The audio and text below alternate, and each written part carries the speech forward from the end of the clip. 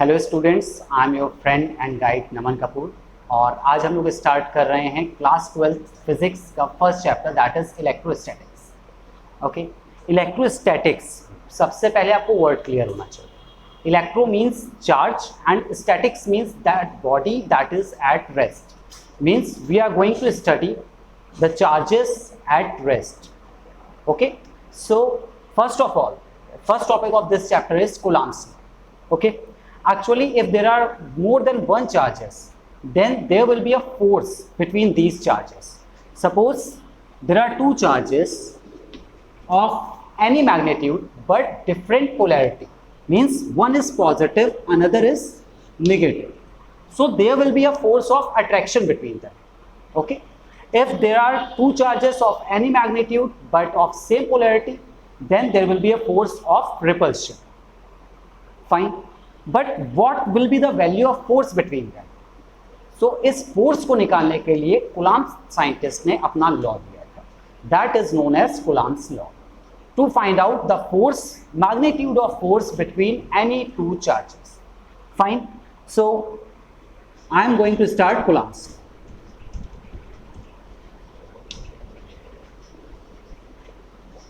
Okay, according to Coulomb's law, अगर आपके पास कोई भी दो चार्जेस हैं जो रेस्ट पे हैं, तो उनके बीच में एक फोर्स होगी, और ये फोर्स किस पे डिपेंड करती है? First thing is their charges. आपके पास जो चार्जेस का मैग्नीट्यूड है, ये मैग्नीट्यूड जितना ज़्यादा होगा उनके बीच की फोर्स उतनी ज़्यादा होगी. इट मीन्स जो फोर्स है that is directly proportional to magnitude of these charges. Suppose we are having two charges Q1 and Q2. I am not specifying their polarity. They can be either positive or negative. Okay, so the force between these two charges is directly proportional to product of these charges. Directly proportional clearly indicates that if magnitude of charges increase, then force will also be increased. Second point is the distance between them, and the point to remember is that distance is taken from center to center, from center of mass to center of mass. Okay, not from their endpoints. The distance must be from center to center. And you should know that अगर आप दो bodies के बीच की distance को जितना ज़्यादा बढ़ाएंगे, उनके बीच की फोर्स उतनी कम हो जाएगी. ऐसा आपने ग्रेविटेशनल फोर्स में भी पढ़ा हुआ है क्लास 11. आई होप सो आपको थोड़ा सा याद होगा. सो अगर दो बॉडीज के बीच की डिस्टेंस अगर आप बढ़ाते हो, तो उनके बीच की फोर्स क्या होती है? डिक्रीज करती है. और एक्सपेरिमेंटली ये देखा गया that force is inversely proportional to distance, but it is inversely proportional to square of distance. अब ये स्क्वायर पे डिपेंड करता है, क्यूब पे करता है, और वॉट एवर. ये चीज हमें कहाँ से पता चलती है? By experiments. हमने दो चीजों के, दो चार्जेस के बीच का देखा. हमने देखा दैट फोर्स और डिस्टेंस, हमने इन दोनों के बीच का एक ग्राफ बनाया, और हमने देखा कि अगर हम डिस्टेंस को डबल कर रहे हैं तो फोर्स 1/4 हो रही है, डिस्टेंस को ट्रिपल कर रहे हैं तो फोर्स 1/9 हो रही है. इट मींस इनवर्सली प्रोपोर्शनल तो है, क्योंकि आपके पास डिस्टेंस आपने बढ़ाई, फोर्स आपका कम हो गया. पर 2 टाइम्स आपने बढ़ाया, फोर्स 2 टाइम्स डिक्रीज नहीं हुआ, it is decrease by 4 times. It means square of.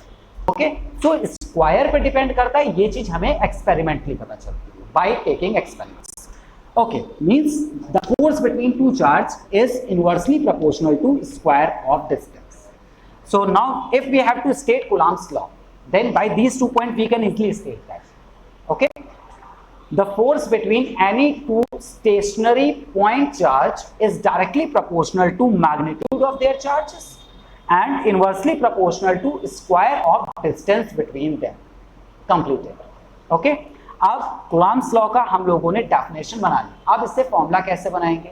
हमें दो प्रोपोर्शनलिटी दिख रही हैं, Q1 Q2 के डायरेक्टली प्रोपोर्शनल है, R स्क्वायर के इनवर्सली प्रोपोर्शनल है. सो हम इन दोनों इक्वेशंस को कंबाइन करेंगे. फाइन, इन दोनों इक्वेशंस को अगर हम कंबाइन करेंगे तो हमारे पास फॉर्मूला आ जाएगा F proportional to Q1 Q2 upon R square.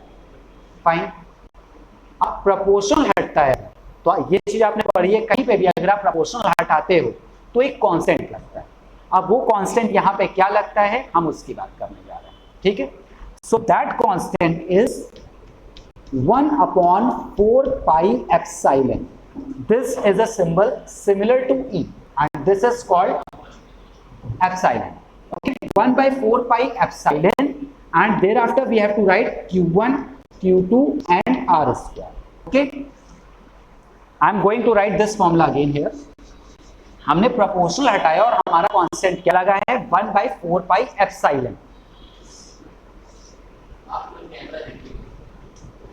F equal to 1 by 4 pi epsilon q1 q2 upon R square. Okay, तो हमने कांस्टेंट लगा दिया.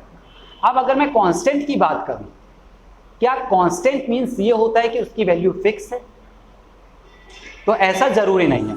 ओके, उसका रीजन, कुछ कांस्टेंट हमारे पास होते हैं यूनिवर्सल कांस्टेंट, जैसे कि ग्रेविटेशनल कांस्टेंट. ओके, अब ग्रेविटेशनल कांस्टेंट क्या होता है? जिसकी वैल्यू फिक्स है, ये वैल्यू कभी भी चेंज नहीं होगी. एक और चीज की हम बात करते हैं, that is acceleration due to gravity. It is also a constant but it is not constant at all places. Means एक पर्टिकुलर पॉइंट पे, एक पर्टिकुलर पोजीशन पे उसकी वैल्यू फिक्स होती है. ओके, सो ये जो हमारे पास कांस्टेंट है इसकी वैल्यू फिक्स नहीं है. It is not a universal constant. इसकी value medium to medium change होती है. ओके, यहां जो मैंने एक सिंबल बनाया है दैट इज ऑफ एप्सिलॉन. इस एप्सिलॉन को हम बोलते हैं permittivity. Permittivity constant. Okay, permittivity constant. Now permittivity constant हमें क्या बताता है? ये हमें ये बताता है कि दो चार्जेस के बीच में जो फोर्स लग रही है, ओके, जो आपका दो चार्ज के बीच में मीडियम फिल है, वो मीडियम आपके फोर्स को कितना आगे तक जाने दे रहा है. मींस फोर्स को कितना रोक रहा है या फिर कितना परमिट होने दे रहा है. फाइन. नेक्स्ट थिंग, इस एप्सिलॉन की जो वैल्यू होती है दैट इज परमिटिविटी कांस्टेंट. इसका फॉर्मूला होता है दैट इज एप्सिलॉन नॉट के, वेयर एप्सिलॉन मैंने आपको बता दिया दैट इज परमिटिविटी कांस्टेंट. और ये परमिटिविटी कांस्टेंट किसी मीडियम के लिए होगा. कौन सा मीडियम? जो आपके पास दो चार्ज थे, उन दो चार्ज के बीच में फिल है. उनके साइड में क्या है हमें मतलब नहीं, उन दो चार्ज के बीच में जो मीडियम फिल है उसके कांस्टेंट की हम बात कर रहे हैं. And here is epsilon not. Epsilon not permittivity constant होता है फॉर एयर और vacuum. So this epsilon is permittivity constant for medium, the medium which we have filled between these two charges, and this epsilon naught is permittivity constant for air or vacuum. Okay, now next point, what is K here? So K is called dielectric constant. Dielectric क्या चीज होती है आपको ये पता होना चाहिए. Dielectric means जो किसी भी चार्ज के अफेक्ट को आगे जाने से रोके. मीन्स मेरे पास दो चार्ज थे, मैंने अगर उसके बीच में कोई भी एक मीडियम फिल करा, वो मीडियम आगे फोर्स के अफेक्ट को आगे तक जाने से रोक रहा है, then that medium is called dielectric. और उसकी जो पर्टिकुलर वैल्यू है that is called dielectric constant, that is indicated by K. Fine. Point समझिएगा कि अगर दो आपके पास चार्ज हैं, उनके बीच में कोई भी मीडियम फिल नहीं था, ओके, तो उनके बीच में कुछ फोर्स लग गई होगी. और अगर हम उसके बीच में कोई भी एक डाइइलेक्ट्रिक फिल कर देते हैं ऑफ एनी डाइइलेक्ट्रिक कांस्टेंट के, तो वो उन दोनों के बीच के फोर्स को क्या करेगा? कम करेगा. क्योंकि डाइइलेक्ट्रिक का काम यही है कि वो फोर्स के अफेक्ट को डिक्रीज करता है. हियर के is dielectric constant. Okay, I hope सो इतने पॉइंट्स आप लोग को क्लियर होंगे. अब हम लोग इसके बाद फॉर्मूले को थोड़ा सा और चेंज करने जा रहे हैं. That is F equal to this आपको दिख रहा है here, epsilon equal to epsilon naught K. ये वैल्यू मैं यहाँ पे पुट करने जा रहा हूँ. Okay, I am using this side of board. So F का फॉर्मूला हमारे पास अब क्या बन जाएगा? 1 by 4 pi epsilon naught K Q1 Q2 upon R square. Okay, यहां पे जो एप्सिलॉन नॉट है that is permittivity of air, और वो तो फिक्स होएगी क्योंकि जब आप एप्सिलॉन रख रहे थे तब वो वैल्यू कांस्टेंट नहीं थी. उसका रीजन कि एप्सिलॉन किसी भी मीडियम के लिए हो सकता था, और जो एप्सिलॉन नॉट है वो फिक्स है कि आपके पास एयर और वैक्यूम के लिए ही होगा. सो यहां पे हमें एक वैल्यू दिख रही दैट इज एप्सिलॉन नॉट, वो कांस्टेंट है, और 4 pi is also a constant value. So 1 by 4 pi epsilon not, ये पूरी वैल्यू हमारे पास कांस्टेंट है. अब इस कांस्टेंट की वैल्यू कितनी होती है उसकी बात करते हैं. Okay, so I am going to erase this. यहां आई होप सो क्लियर होगा. अब हम यहां से स्टार्ट करते हैं.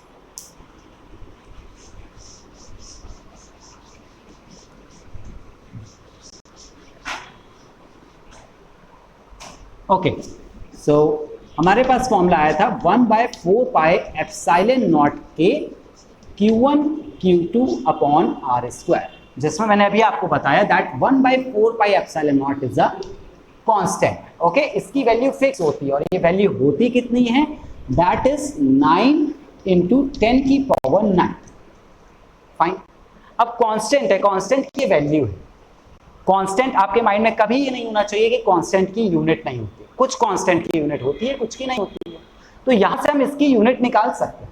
अगर आप इसकी यूनिट निकालनी है तो आपको क्या करना पड़ेगा, आर स्क्वायर को इधर भेजना पड़ेगा, Q1 Q2 को अपॉन में भेजना पड़ेगा। सो इसका फॉर्मूला आपके पास क्या बन जाएगा, अच्छा K जो लिखा है दैट इज डायमेंशनलेस कांस्टेंट, तो उसकी डायमेंशन लिखने की और यूनिट लिखने की आपको कोई नीड ही नहीं।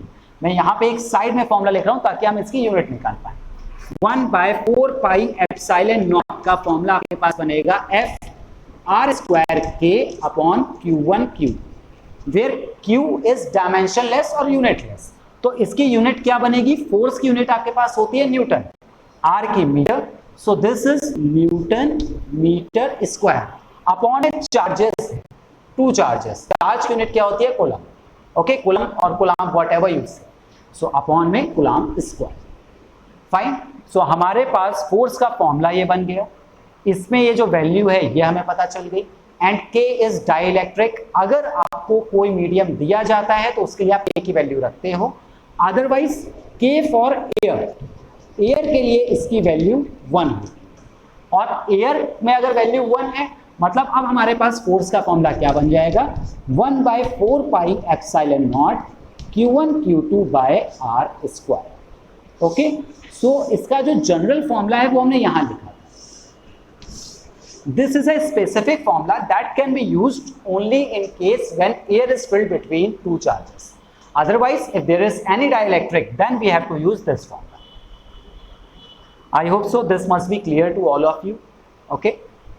And if you face any problem, any doubt, so you can tell this in the comment section. Fine. Next.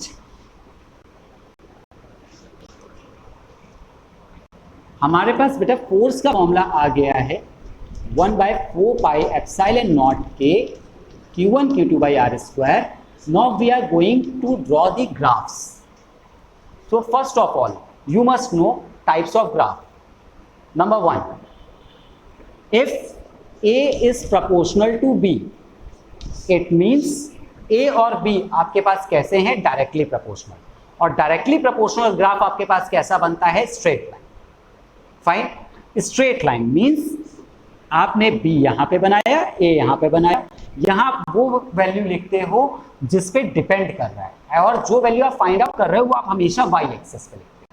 Fine, so ये ग्राफ डायरेक्टली प्रोपोर्शनल है, it means it must be a straight line, और straight line passing to origin, but it is not necessary कि angle 45 degree होगा। Okay, angle कुछ भी हो सकता है, मींस ग्राफ ये भी बन सकता था, ये भी बन सकता था, ये डिपेंड करता है कि प्रोपोर्शनलिटी कांस्टेंट क्या लग रहा है। सो अगर ए बी के प्रोपोर्शनल है तो first point is that the graph must be a straight line. Second thing, if A is inversely proportional to B, means if A proportional to 1/b अगर कहीं पे आ रहा है, इट मींस ए और be directly proportional तो नहीं हुए। अगर आप बी को इंक्रीज करोगे तो ए डिक्रीज होएगा। So this is inversely proportional. Inversely proportional graph decreasing बनता है। Decreasing graph means like this, A यहां है, बी यहां है, this is decreasing graph. Okay, and next, A proportional to 1/b square. यहां पे भी अगर आप देखें तो अगर आप बी को इंक्रीज करोगे तो ए डिक्रीज होगा, but new point is that कि अगर आप b को 2 टाइम्स इंक्रीज करोगे तो a 4 टाइम्स डिक्रीज होगा, मतलब इसमें इफेक्ट थोड़ा ज्यादा होता है। बट ग्राफिकली जब आप दिखा रहे हो तो ग्राफिकली अभी आपको ये समझना है दैट इनवर्सली प्रोपोर्शनल है मींस ग्राफ डिक्रीजिंग ही बनेगा। इसके कर्व में क्या डिफरेंस होता है ये आप तभी समझ पाओगे जब ये दोनों ग्राफ्स एक साथ आएंगे, और वो आपको सेकेंड चैप्टर में मिलेगा। तो तब तक का थोड़ा सा वेट कीजिए। अभी आपके लिए यही सही है दैट ए और बी अगर इनवर्सली प्रोपोर्शनल है, चाहे उस पर स्क्वायर लगा हो, चाहे क्यूब लगा हो, चाहे 4th पावर लगी हो, you have to draw a decreasing graph. I hope so this must be clear to you, क्योंकि अगर हम इन 3 चीजों को यूज करेंगे तो अभी मैं इस टॉपिक के सारे ग्राफ्स आपको क्लियर कर दूंगा। And you have to focus on graph and proportionality, क्योंकि ये आपके पेपर का काफी बड़ा पोर्शन होता है। फाइन, स्टार्ट करते हैं अब हम ग्राफ्स पे। ये तीनों ग्राफ्स आई होप सो क्लियर होंगे आपको। Directly proportional means straight line, inversely proportional means decreasing line. Completed. अब ग्राफ्स में स्टार्ट करते हैं।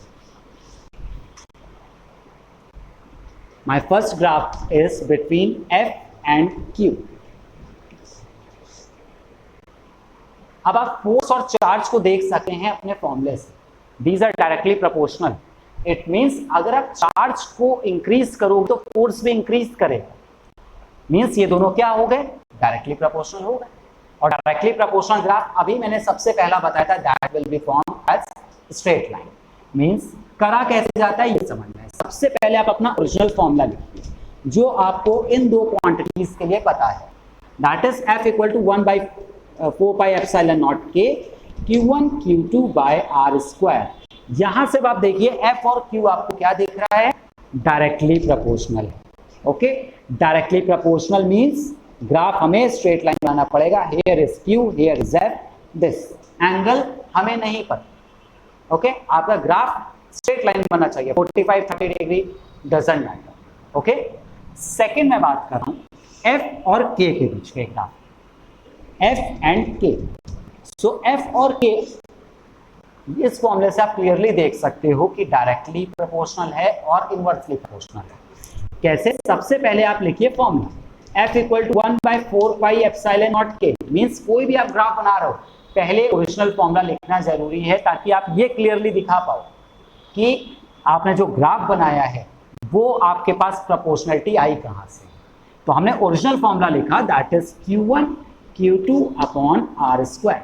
अब आप देख सकते हैं यहां से F and K are inversely proportional.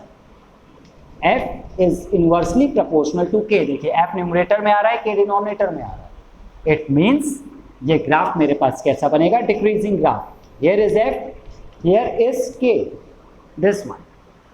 Okay, next हम बात करते हैं अब थर्ड वन की, that is R। अब R पे बेस्ड आपके पास दो टाइप के ग्राफ है। एक तो बहुत सिंपल है, वो बताते हैं, फिर इसके बाद नेक्स्ट मैं बताता हूं जो थोड़ा सा इसके लेवल से एक ऊपर है और सबसे ज्यादा वही आता है बोर्ड में। अगर आप 10 ईयर्स उठा के देखेंगे तो आपको क्लियरली समझ में आएगा कि वही क्वेश्चन सबसे ज्यादा बार पूछा गया। सो स्टार्ट कर रहे हैं हम F और R के बीच का graph. Again I am going to write the formula, that is F proportional to. मैंने इतने बार लिख दिया है कि शायद आपको अभी ये फॉर्मूला याद हो गया होगा। F equal to 1/4 pi epsilon naught K Q1 Q2 upon R square. इस फॉर्मूले से अगर हम लोग देखें तो F और R इनवर्सली प्रोपोर्शनल भी हैं और स्क्वायर भी है उसके, means F proportional to 1/R square. Okay, और यहां से आपको क्लियरली दिख रहा है इनवर्सली प्रोपोर्शनल है, मींस ग्राफ आपके पास डिक्रीजिंग ही बनेगा, which shows that if you increase R then force will be decreased. So here is F, here is R, हमारा ग्राफ कुछ ऐसा बनेगा। फाइन, ये first, second and third graph ये आपको अगर बिल्कुल क्लियर है तो इसके बाद हम लोग आगे बढ़ते हैं और फोर्थ ग्राफ की बात करते हैं। बेसिकली 4 ग्राफ्स ही हैं इस टॉपिक में आपके पास, तो अब हम उसकी बात करने जा रहे हैं।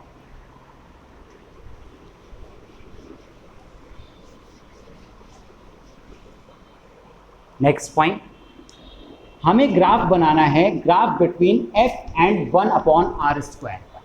देखिएगा जो हमने पहले बनाया था उसमें सिर्फ R आ रहा था, इसमें 1 अपॉन R स्क्वायर है। इन दोनों में डिफरेंस क्या हुआ?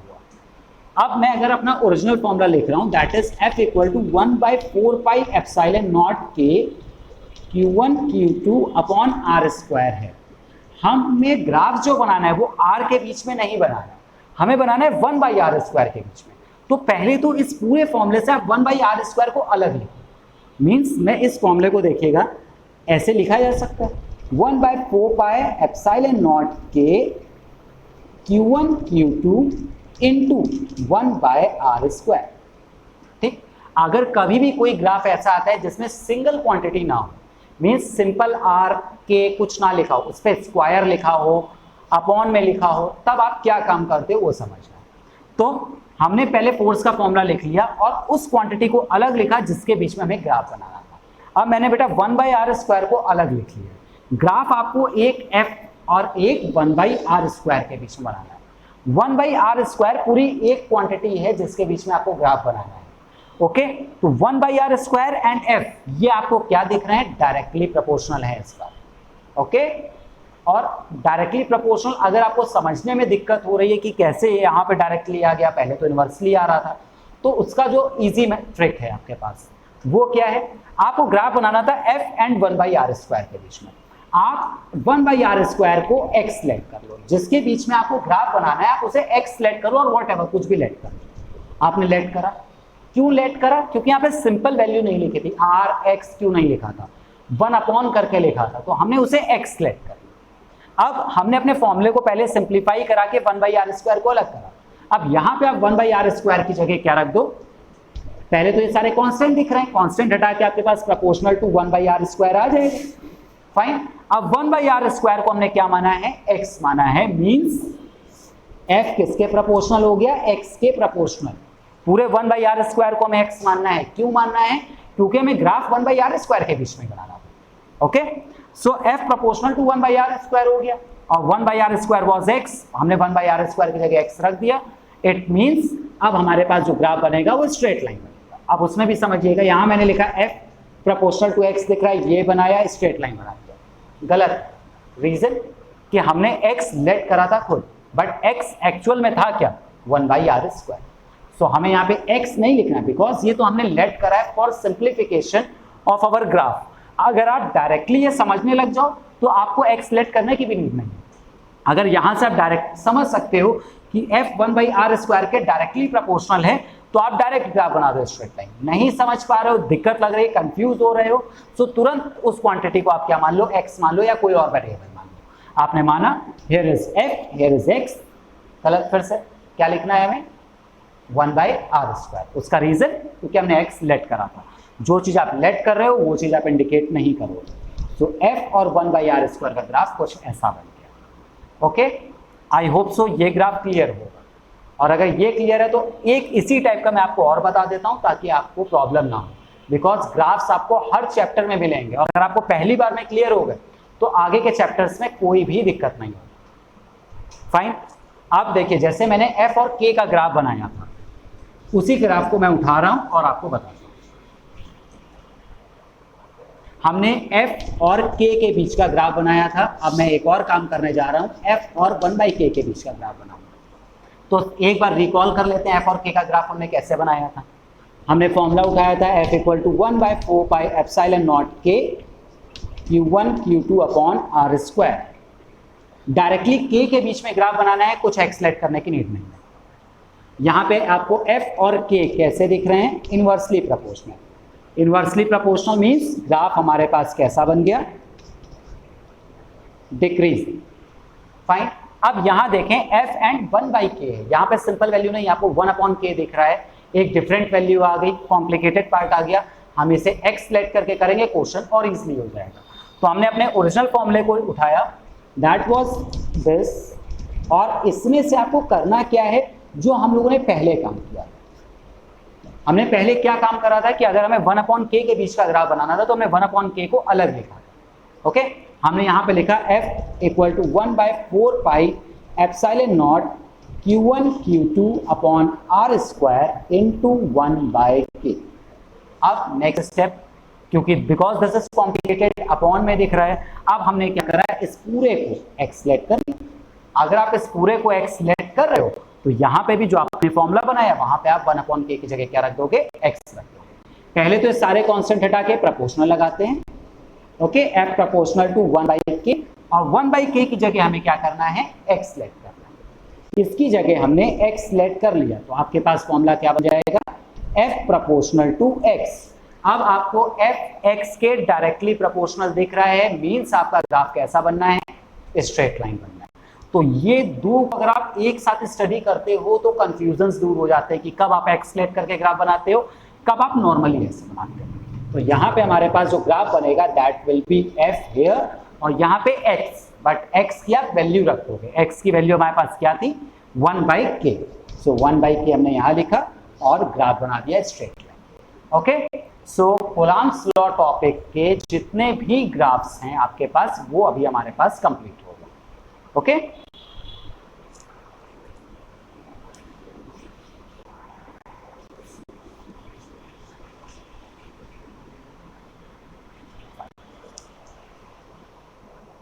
नेक्स्ट कुछ और बात करते हैं। कूलम्ब्स लॉ आपने पढ़ तो लिया। कूलम्ब्स लॉ का काम क्या है कि कोई भी दो चार्ज हैं जो रेस्ट पे हों उनके बीच में फोर्स निकालने के लिए।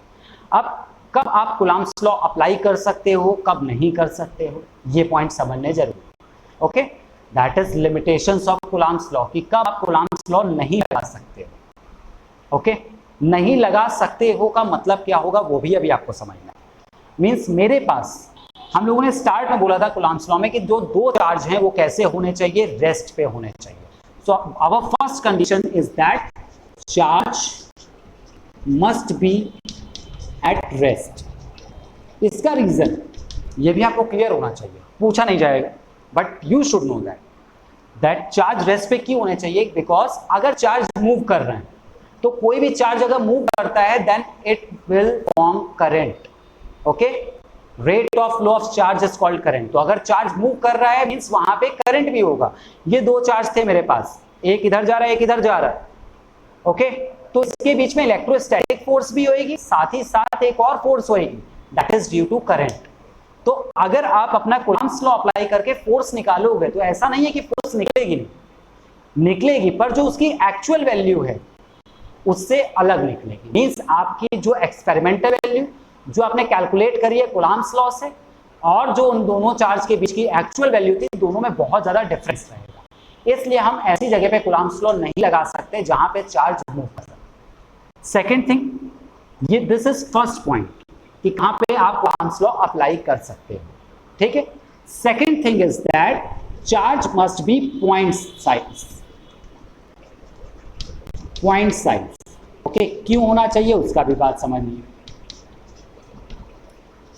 अगर मेरे पास चार्ज पॉइंट साइज नहीं है, मैं मान ले रहा हूं there is a big charge accumulation of a lot of charges is there here and here, यहां पे बहुत सारे charge. Okay, overall charge +5 coulomb, यहां पे भी बहुत सारे चार्ज।